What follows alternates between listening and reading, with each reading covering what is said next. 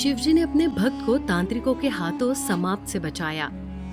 ऐसा हुआ चमत्कार कि उड़े सभी के होश।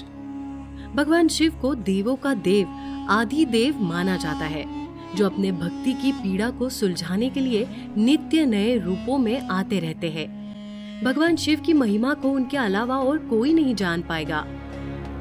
वो कब, कहाँ और कैसे किसकी मदद के लिए खड़े हो जाएंगे, ये कोई नहीं बता सकता।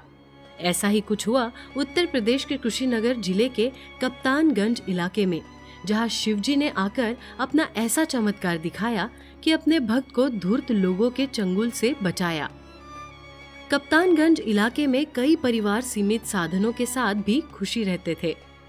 भले ही ये लोग बहुत पैसे वाले नहीं थे, पर ये सब शिव के अनन्य भक्त थे।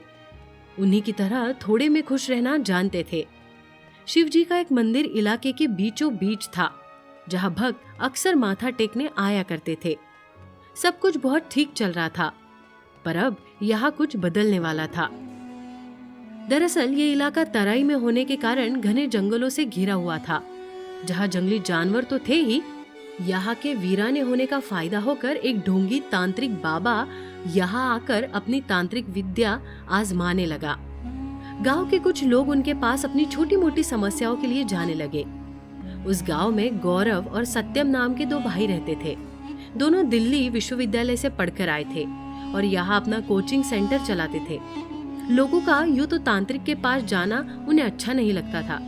उन्होंने कई बार गांव वालों को इस बारे में चेताया कि ये तांत्रिक आपको बेवकूफ बना रहा है। जब भगवान शिव हमारे साथ है तो हमें किसी भी बाबा की शरण में जाने की क्या जरूरत है। हमारी रक्षा तो स्वयं भोलेनाथ कर रहे हैं। कई लोगों ने गौरव और सत्यम की बात मानकर तांत्रिक के पास जाना छोड़ दिया। इससे तांत्रिक का धंधा ठंडा पड़ने लगा। तांत्रिक को विश्वास हो चला था कि जब तक गौरव और सत्यम सलामत रहेंगे उसका काम नहीं चल सकता है। उसने दोनों को ठिकाने लगाने का फैसला किया। उसी गांव में रघुनाथ नाम का एक आदमी रहता था, जिसकी शादी को 9 साल हो चुके थे, पर उसकी कोई संतान नहीं हो पा रही थी। उसने पूजा पाठ हवन सब किए, पर कोई फल नहीं निकला। आखिर में वो भी तांत्रिक बाबा की शरण में आ गया। तांत्रिक बाबा तो इसी ताक में बैठा था। उसने रघुनाथ को बरगलाते हुए कहा कि उन्हें संतान प्राप्ति के लिए नर बलि देनी पड़ेगी। सुनकर रघुनाथ के होश उड़ गए। वो ऐसा कुछ करने का सोच भी नहीं सकता था, इसलिए चुपचाप वापस लौट आया। पर जब उसने अपनी पत्नी को बाज कहकर अपमानित होते हुए सुना और रिश्तेदार भी उससे मुंह मोड़ने लगे तो वे सब भूल गया। उसके मन में बस यही ख्याल था कि मुझे बच्चा चाहिए ताकि मैं और मेरी पत्नी सर उठाकर गांव में रह सके। वो वापस तांत्रिक के पास गया और बोला कि मैं नर बलि के लिए तैयार हूँ, लेकिन बलि किसकी दी जाएगी? इसके पर तांत्रिक ने उसे कहा कि अगर उन्हें एक स्वस्थ, सुशील और उनका नाम रोशन करने वाला बेटा चाहिए तो ऐसे व्यक्ति की बलि देना पड़ेगा जो पढ़ा लिखा और जिसकी काफी इज्जत हो। ये सुनते ही रघुनाथ के मन में गौरव और सत्यम का नाम आया, पर अगर उनको कुछ भी होगा तो इलाके में सबको पता चल जाएगा। बहुत सोचने के बाद उसने एक प्लान बनाया। कुछ दिनों बाद रघुनाथ शाम को गौरव से मिला और उससे कहा कि पास में शिवजी के नाम का भंडारा हो रहा है।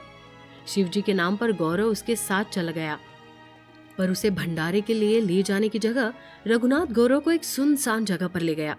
वहां पहुंचकर रघुनाथ ने पेड़ के पीछे छुपाए अपने हथियार निकाल लिए।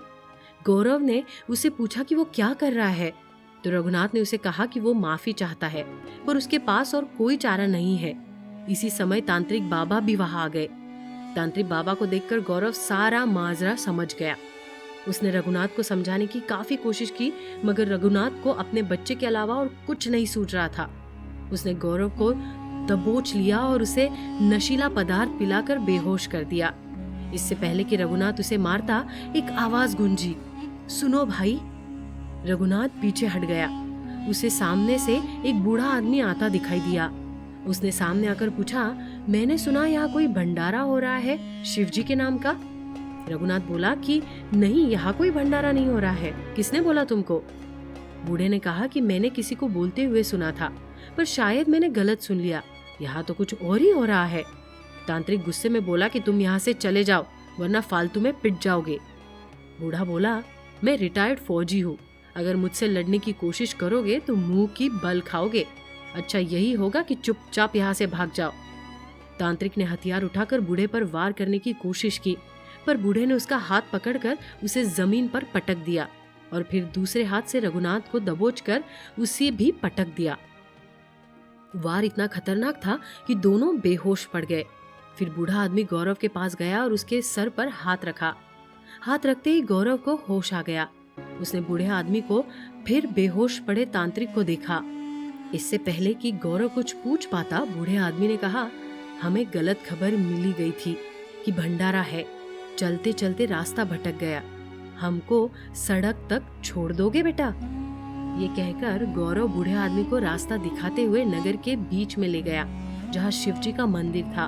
वहां पहुंचकर बूढ़ा आदमी गौरव से विदा लेकर चला गया।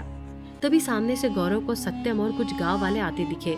गौरव ने उनको सारा किस्सा सुनाया। वो लोग उस जगह गए जहाँ दोनों बेहोश पड़े थे। उनके होश में आने पर सारा भांडा फूट गया और दोनों को पुलिस के हवाले कर दिया गया। गौरव ने पूछा कि उनको ये कैसे पता चला कि वो यहाँ है।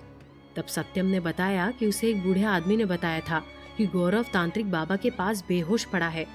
गौरव और सत्यम इस बात से हैरान थे कि एक ही बूढ़ा आदमी एक समय में दो जगह उपस्थित कैसे था। कैसे उसने ही तांत्रिक की पिटाई भी की और उन्हें सूचना भी दी। जब गौरव ने बताया कि बूढ़े बाबा शिव मंदिर के सामने से चले गए, तो सबको समझ आ गया कि साक्षात शिवजी ने ही गौरव के प्राण बचाए थे।